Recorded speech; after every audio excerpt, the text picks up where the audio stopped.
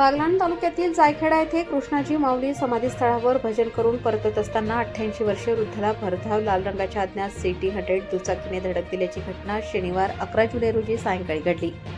या अपघातात वृद्ध गंभीर जखमी झाले असून त्यांच्यावर नाशिक येथील रुग्णालयात उपचार सुरू आहेत। मिळालेल्या माहितीनुसार काशीनाथ शंकर सोनवणे वय 88 वर्ष हे सायंकाळी कृष्णाजी माऊली समाधीस्थळावर भजन करून परतत असताना घरासमोर जायखेडा नामपूर रस्त्यावर भरधाव वेगाने आलेल्या लाल रंगाच्या अज्ञात सिटी 100 दुचाकीवरील चालकाने त्यांच्या पाठीमागून जोरदार धडक दिली।